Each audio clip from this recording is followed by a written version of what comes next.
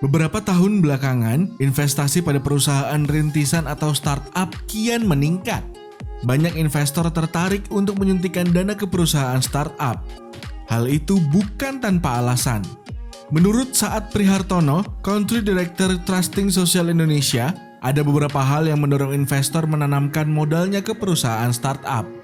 Kebutuhan masyarakat terhadap pemanfaatan teknologi terakselerasi sangat cepat, terlebih di masa pandemi saat ini, sehingga mempengaruhi consumer behavior yang makin melek dengan dunia digital. Nah, startup digital ini yang kemudian memfasilitasi berbagai kebutuhan dan permasalahan yang dihadapi masyarakat dengan pemanfaatan teknologi melalui berbagai inovasi yang mereka kembangkan, ujar Saad Prihartono, Country Director Trusting Social Indonesia.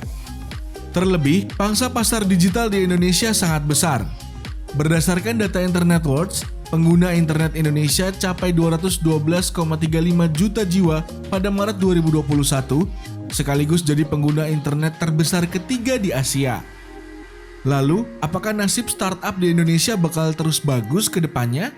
Menurut Ketua Umum Indonesia Digital Empowering Community MT Sarsandikapura, untuk 5 tahun ke depan startup sektor hiburan, pendidikan, energi dan pesan antar makanan masih mengalami tren positif. Menurutnya, tren bakar uang oleh startup bakal mulai ditinggalkan karena investor mulai fokus pada keuntungan. Lebih lanjut, umumnya startup yang coba IPO di Indonesia cenderung gagal, sehingga IPO harus digunakan sebagai langkah inovasi baru, bukan alternatif untuk exit.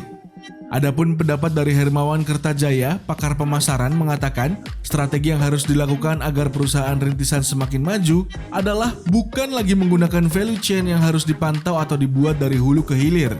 Sekarang zamannya ekosistem. Jika perusahaan mampu membuat ekosistem yang ada, lalu dikoneksikan tanpa menjalani proses dari hulu ke hilir, pasti menang.